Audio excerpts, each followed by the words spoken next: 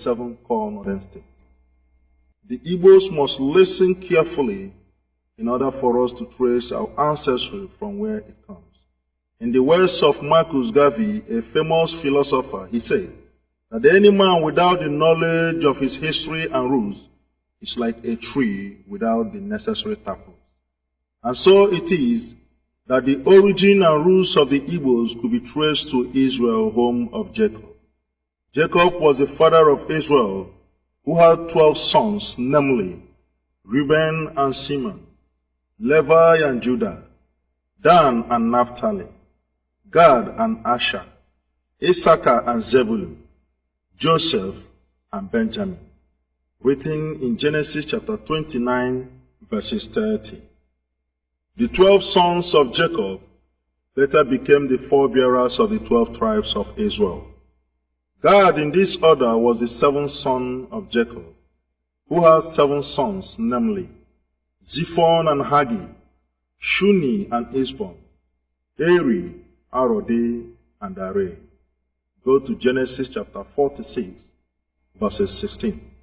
Eri, together with his 2 younger brothers, Arodi and Areh, later became the 3 ancestors of the Igbos. Another question, sir. Can you explain why the 3 ancestors of the Igbos migrated to this place known as Eastern Nigeria, and in what year? Yes, I can explain. Sometime in the Middle Eastern countries, famine struck for about 7 years, and the surrounding neighboring countries were forced by hunger to sojourn in Egypt. And so Jacob and his families and relations were forced to stay in Egypt. But before this, one of the sons of Jacob, known as Joseph, had been sold to slavery in Egypt by some of his brothers. Joseph later rose to be the governor general of Egypt, under a certain king known as Pharaoh. Jacob and his sons and relations who traveled to Egypt were about 70 in number. They lived happily in Egypt until they began to suffer persecution in the hands of the Egyptians. Later, Eri, the 5th son of Gad, foresaw the persecution and wickedness of the Egyptians on the Israel. He decided to live in time. He thought that a time is coming when the Israelis in Egypt will be taken as slaves. And so, Eri left with his brother Arode and Aleri, together with his half-brother, who later begot the sons and people known today as the generation. A lot of people from the tribes of the Edomites also followed in this journey. The Edomites that followed Eri today later begot the present Edo people of Nigeria. They made their journey through Ethiopia and Sudan and landed in Aguleri around the year 1305 BC. Aguleri is the first ancestral home of the Igbos. Another question, sir. What are the evidences that Eri and his companions first settled in Aguleri, the first ancestral home of the Igbos? The evidences that Eri and his brothers settled in Aguleri are many. There is a house in Aguleri today built by Eri known as Obugad. That house today is a temple and the house of Eri himself. It is still located in Aguleri, known purely today as a tourist center. There is also a Trinity tree at the burial place of Eri. These trees are 3, but strongly united by a single taproot. You can see them in Aguleri till date. Eri was a religious man, very strong and resourceful. He lived with his brothers so closely until they developed one culture and language identity for his descendants to come. This generation was later known today as Ndi Igbo. Later, his brother Arode and Areli dispersed to different settlements, making up the various towns of Igbo today. Eri and his companions were not dark in complexion. It is because of the hot climate here that changed their color to the present dark brown. Another question, sir. Can you point to us, sir, some of the descendants of Eri today? Answer. Eri, the first father of the Igbos, has about 5 sons, namely Agolo. Agolo was the ancestor of the people known today as Aguleri. The second son of Eri he named Ata. His descendants could be seen in the present Ata kingdoms of Igala in Kogi state. The third he named Oba, while the fourth he named Hebrew, in remembrance of his origin from Hebrew. The last of his sons, known as Mary, who begot the present Enri kingdom. The Igbos came to be known from the word Hebrew, the name of the first son of Eri. Eri loved his first son so dear that the name Igbo today came from the corruption of the word Hebrew, which is the name of the first son of Eri. The first son of Eri was very fiery and highly spiritual, that he was the greatest in the love of roots and herbs, which he uses for spiritual and magical purposes. His descendants today include Igbo Etiti, Igbo Adagbe, Igbo Eze, etc., what you can know today commonly as the Nsukka people of Nigeria. They fell into the states of Anambra and Enugu under state creation. Till date, the people of Nsukka are hugely feared because of their knowledge of roots and herbs for religious and spiritual purposes.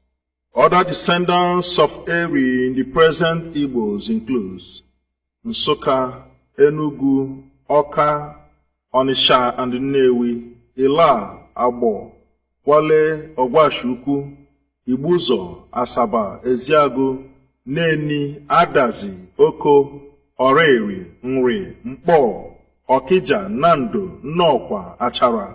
They later made up what you know in the Anambra state of old up to Delta, Kogi, and Enugu. It should be of note that some people of Ibagwa of Nsukka may have had their way through where you know today as Nkano, especially in Nike. That is the reason today the Nkano people sees the Nike as the eldest, known as Ndiji. Till date, in every gathering of the Nkano people, the tradition of kola breaking must be presented to a Nike man. Another question, sir. How old was Eri when he died, and how do the Igbos remember Eri till date? Eri, the first ancestor of the Igbos, died at the age of 140 years. He was buried at Obugad in Aguleri. Obuga could be located till date, that it serves as a tourist place for the Israelites. The native people of Aguleri remember their grandfather Eri so dear. They perform annually a traditional feast in remembrance of the return of Eri.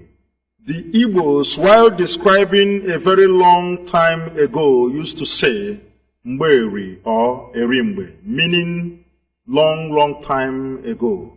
Aguleri is the ancient Edo kingdom, narrated in some of our Igbo folk tales of old. Another question, sir. How true is it that Eri was a man of wealth and means? Answer.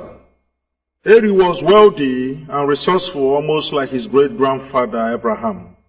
The wealthiness of Eri could be seen today in his descendants, that the Anambra people of Nigeria was home to the wealthiest citizens in Nigeria and beyond. Sir Louis Odumegwu Ojukwu was the first African to be a millionaire. Another question, sir. Can you also tell us something about Arode, the younger brother to Eri, and where can we locate his descendants? Answer. Arode was the immediate younger brother to Eri, as recorded in Genesis chapter 46, verses 16. Having lived together with his brothers, later dispersed to begot the present Arochukwu kingdom. Arode was as industrious as ever and naturally blessed with the gifts of arts and craft. This could be shown in some of his descendants, the Abangwa people of Aba, that they were the first industrialized developed part of Nigeria and known till date as the Japan of Nigeria. The Arochukwu was famous for commerce and trading and hugely linked to the slave trade. His descendants include Nembe, Ngwa, Abakiliki, Ogoni, Afikpo, Aro Ekotepene of Akwa Ibom, Aro Echie in River State, Aro Ndizogwe in Imo State. The people of Arochukwu could be seen virtually beyond Nigeria due largely to slave trade. They had their people around America and Europe, most especially places like Cuba, where you have the Ogologal or annual festival of Cuba. Another question, sir. What can you tell us about the last son of God known as Areli? Answer. Areli was the last son of God and one of the ancestors of the Igbos. Go to Genesis chapter 46, verses 16. He was known to be the wisest of all. He was a man of natural wisdom and preservation. The native tongue of his descendants is today accepted academically as the central Igbo language. The descendants of Areli includes Oweri, Umuahia, Diobu, what you know as Porakot, Okigwe, Olu, Nkwere, Mbano, Elele, Mbaise, etc. Therefore within the states of Imo and Porakot. The wisdom of Areli was demonstrated and seen in one of his descendants known as Olauda Ekwano, who was a victim of slave trade to Britain. He was the first slave in history ever to buy his freedom with his money at the age of his early 20s. Olauda Ekwano hails from Ekwano in the present Umuahia. He was the founder of the first British black political movement. He fought for the liberation of the slaves everywhere around Europe, that he liberated the slaves in Britain and settled them in the present Sierra Leone. He gave them a capital known as Freetown. His other name could be known as Gustavus Vassa. Another question, sir. Who was the first man in history ever to write in his book that the Igbos were descendants of Israel? Answer. The first man in history ever to write that the Igbos are descendants of Israel, his name is known as Olauda Ekwano, otherwise known as Gustavus Vassa. He was a slave in Britain who later liberated other slaves and settled them in Sierra Leone. He founded the capital known as Freetown. Olauda wrote about his slave experiences in his book and autobiography known as The Interesting Narratives of Olauda Ekwano, written around 1789. He traced his origin to Ekwano somewhere in Africa. The said Ekwano is located in Umuahia till date. He was the first man in history ever to write in his first chapter of his book since the 17th century that the Igbos are descendants of Israel. Gustavus Vassa, otherwise known as Olauda Ekwano, was sold at the age of 11 years, and he was the first slave in Britain ever to buy his freedom with his money at a cost of 40 pounds. Another question. What form of leadership system do the Igbos practice in the olden days? Answer. Just like the Israel of old, they were ruled by elders and priests. They have no king in the olden days until God appointed Saul, who was the first king over Israel prior to David.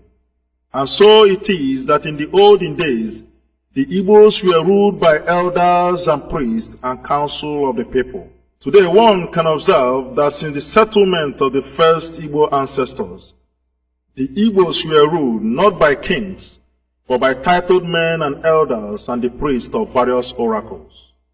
Remember, the oracle in the olden days is a means the Igbos used to pray and consult the Almighty God, known as Chukwu Okuko Obiama. This could be observed in things fall apart. The Israelites too, in this vein, were also formerly ruled by elders and the prophet. Look at the case of Moses, who led Israel to the promised land, until God gave them a man known as Saul, who ruled over Israel prior to David. In this way, the Igbos were ruled by eminent kings known as Eze. For example, Eze E. Chukwuemeka Eri, the man who rules over Aguleri till date. Eze Obidiegwu Onyeaso, the man who rules over Nri. Obi of Onisha, Ata of Igala, Jaja of Opobo, Ezoyamaneke of Udi, Ezewiboko of Afipo, Chief Joseph Wobodo, who ruled over the towns of Abugo and their younger brother community, Abani, located in Nkanu today. It should be noted here that Ezoyamaneke of Udi was the famous absolute king who ruled over Wawa kingdoms up to Afipo and Abakaliki. He founded the Wawa capital, otherwise known as Enugu, and the mines in Udi was named after him. One of his sons, known as Justice Dadi Charles Oyama, later became the first Nigerian to be appointed a judge in the International Court of Justice, Netherlands. The next question. What little knowledge can you dish out to us about King Jaja of Opobo? Answer. King Jaja of Opobo was a slave boy from Igbo in the present Imo State. He was sold to slavery at the age of 12 years, around the year 1821. He died in 1891. He was the founder of Opobo Kingdom and the first African to export palm oil to Liverpool, England. His native village was Umuduroha in Amaibo. He fought against the colonial rule and thus was killed in the process in the year 1891. Another question, sir. How peaceful was our native society, the Igbos, prior to the arrival of the European powers around the 14th to the 19th century? And how were we affected adversely by the slave trade? Answer. The Igbos existed peacefully until the coming of the Europeans around the 16th to the 19th century. The Europeans changed the course of everything, ranging from politics to slavery to a new religion. And so it was that the slavery which occurred in Nigeria around the 15th to the 19th century claimed more than 1.7 million Igbo Jews, ranging from Calabar slave depot to the place we know today as Badagry. Slaves from many tribes in Nigeria were sold to the waiting hands of the Portuguese slave merchants, who exported them to Europe and America.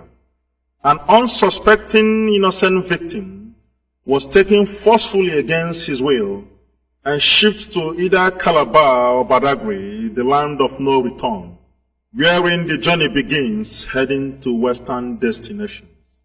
The slaves of Igbo origin were the hottest in demand anywhere in Nigeria, especially Calabar and Badagry, that the Europeans have to ascertain the nativity of his would-be victim with a question to the local merchants, Oyibo, Oyibo, meaning, is he, she, a slave of Igbo origin?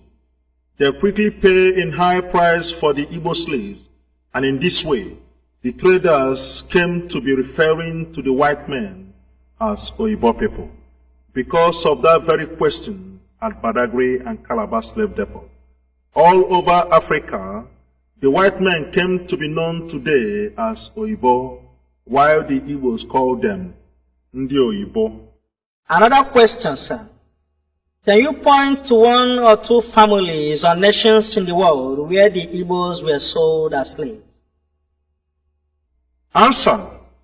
The Igbos were virtually sold to all the nations of Europe and America as slaves because of their brilliance and strength. This high crave and demand for slaves of Igbo origin might have been how the grandfathers of Martin Luther Jr., Michael Jackson, and Winfrey Oprah were sold to America as slaves. Also, the people of Haiti, home to Wyclef Jean, could also trace their roots through the slave trade to the Igbo extraction. They had the same culture and tradition with the Igbos that they attend to their visitors first with kola nut and prayers, just like the Igbos do till date. The woman you know in America as Oprah Winfrey is the richest black woman on earth, believed to have hailed from Liberia.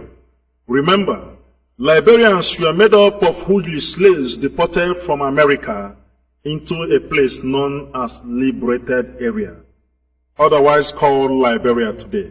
The name Oprah, as pronounced by Americans today after the woman known as Winfrey Oprah, is also a name among the Igbos pronounced Opara or Opara, meaning the first son of a family. Remember, Winfrey Oprah is the world's richest black woman.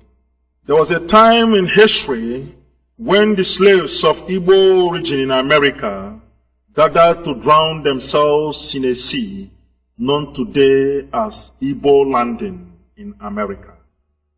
Another question, sir. How has the coming of European powers affected Nigeria as a nation? Answer. The coming to Nigeria of the Portuguese slave masters has altered a lot of things for our dear country Nigeria. For example, Nigeria's largest city known as Lagos was formerly called as Eko, but was named Lagos in the year 1472 by Ruiz de Sequeira, a Portuguese slave merchant. Lagos is also the name of the oldest slave city in the world, known as Lagos City of Portugal, which have existed more than 2,000 years. Our own Lagos was adopted by the British colonial government in the year 1914 as our capital city, marking the amalgamation of Nigeria. Lagos, otherwise known as Center of Excellence, has since existed as the capital of Nigeria until 1991, when our loving and able President, General Ibrahim Badamasi Babangida, moved the capital from Lagos to Abuja. The colonial powers ushered in a new government with all intent and purposes to exploit Africa. Remember, the Europeans divided Africans among themselves in the Berlin Conference of 1885. In this conference, West Africa as a whole was handed over and given to Britain as our own share and property in the world. Our dear country Nigeria falls under this piece of cake for British exploit till date. This attitude gave birth to what you know as colonialization. Another question. Who was the lady that gave the name Nigeria, and what did she have in mind when she pronounced Nigeria to his boyfriend, Lord Lugard? Answer. The name Nigeria was believed to have been named to her by the girlfriend of Lord Lugard, known as Flora Shaw. The Nigerian people till date erroneously holds the belief that the name was gotten from the Niger River, but it is false. Actually, nigger as a word was used by Flora Shaw upon her visit to Lord Lugard, the Governor General of Nigeria. I must bring to you that nigger is an European way of showing disgust or ridicule to blacks, which to them could otherwise mean monkey or blacks. And so it was that around 1960 to 1963, our eminent fathers, such as Dr. Nnamdi Azikiwe, Obafemi Awolowo, Tafa Balewa, and a host of others, stood their ground and fought for the independence of our dear country, Nigeria. Again, sir, as a historian, how do you think Nigeria's independence then affected the Igbo people, otherwise known as Jews? Answer. The independence of Nigeria, which was later followed by a lot of crises, had affected the Igbos adversely. There was crisis between the political and military ranks. This ushered in a military coup led by Major Kaduna Chukwuma Zobo. This blood-sucking coup later led to the emergence of a counter-coup led by the northern military ranks against Ironsi and the Igbos. Gowon later emerged as the nation's new military leader, and under his own clear eyes there was pogrom against the Igbos, which cost more than 45,000 lives. This ill-fated crisis led to a revolt and misunderstanding between the then federal government leader Gowon and the leader of the eastern region known as Odumegwu Chukwu, and so the war ensued. The Nigerian Civil War, otherwise known as the Biafran War, led to the loss of life of the Igbos in a number of 2, if not 3 million Igbos, mostly women and children who died from starvation and hunger. I must say that the defeat of the Biafrans is an European way of total defeat against the Africans. This could be seen in the publication of a British journalist by name Richard West, who once said, after looking at the Biafran spirit of the war, that the defeat of the Biafrans is inevitably the defeat to the Africans' independence by the Europeans. Another question. What do you know about the origin of the name Biafra? Answer. The name Biafra was traced to a Portuguese early explorer who had come around the rivers of Ogoni known as Bight of Biafra. His name is Joao de Biafra. The word Biafra was first pronounced by Chief Frank Opubo. He hails from Ijo. Odumegwu Ojukwu later adopted that name after his new nation between 1967 to 1970. Going back to Israel again, sir, what can you say about the life of the Igbos and the Jews? Answer. The Jews, otherwise known as Israel, have a lot of things in common with the Igbos. Till date, the name Ada is a name among the women of Israel. It is also a name among the Igbo people till date. Ada is recorded in Genesis chapter 4, verses 19 to 20. The Igbos pronounce Yahweh in every Igbo gathering, especially of elders. Yahweh is pronounced Yah for short. Remember, Yahweh is the name to Jewish God who led the Israel out of Egypt to the promised land. Other examples, if I may say, is the discovery of the star symbol of David by archaeologists in the town of Ibuku. Of course, you know that the star symbol represents Israel. That discovery in Ibuku was later used by the government of Britain upon our penny coins used in 1952. You can also see the royal star symbol of David embedded in every object owned by the Israel, such as the Mercedes-Benz car, which was originally manufactured in Western Germany. Till date, the symbol of the star symbol of David is enclosed in every face of the Mercedes. The Igbos and the Jews have the same culture of carrying home their dead ones, recorded in Genesis chapter 49, verses 29 to 50, even in our Exodus chapter 13. For a careful look about the understanding of the nation of Israel to the Igbos could be seen in one of the publications of a leading newspaper in Israel called Haaretz Magazine, when on 12th October 2005, it declared that the Igbos are Israel through God. An Israeli ambassador to Nigeria has confirmed this.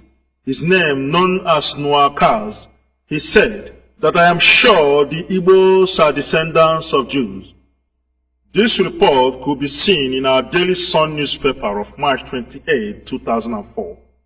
The early missionaries are aware that the Igbos are descendants of Israel, but they were under strict warning to keep the secret by their leaders from Europe, for fear of losing the Igbos to Judaism, the religion of their forefathers Israel. The second to the last question, sir. As an oracle of history, sir, can you remember the native currency used by the ancient Igbos of old for commerce and trade? And what history can you attach to it? Yes, I can remember. The native money used by the Igbos of old was known as Ego Ayoro, or what you can know as cowries. Cowries, otherwise known as Ego Ayoro, was gotten in quantity in a community known as Okpogo. Okpogo is a community located in the present Eziago. Later, all over Igbos, cowries known as Ego Ayoro later came to be known as Okpogo till date, after Okpogo community in Eziago. The last question, sir. Do you think that apart from the slavery of Africans to Europe, that there are no such thing as slavery today? Answer. Apart from the slavery of Africans to Europe of old, I also think that today slavery has just begun. What we have today is official and political slavery within the continent of Africa. All over Africa, if I may say, there is official and political corruption. This could be seen among our leaders. In our own case, the Nigerians, we see the failure of every system, ranging from our educational system to the failure or inadequacy of power. Even our hospitals, a lot of things to be mentioned. Only the privileged few in Nigeria are rich because they soiled their hands in the wealth of many. Sanusi Lamido Sanusi, the governor of Nigeria's Apex Bank, once said that Nigeria loses more than 25% of her annual budget as the cost of the running of our legislative chambers. What then is left for the poor? There is monumental and heavy looting of the resources of the people, ranging from the local government system up to the federal. The poor are only left to perish and languish. And this has given cause to what you know today as violence and robbery. The failure of Nigerian government to recognize the importance of education in northern Nigeria may have given rise to terrorism of our youth. What you know today as Boko Haram. Why not give us a better education instead of going to Ghana for our universities, even in Europe? Why not give us electricity so that we can develop our industries? Why not give us healthcare system so that our people will stop? Why not give us agriculture and infrastructure so that there will be a better life for our people? Unless the government of Nigeria wakes up to its true meaning and leadership.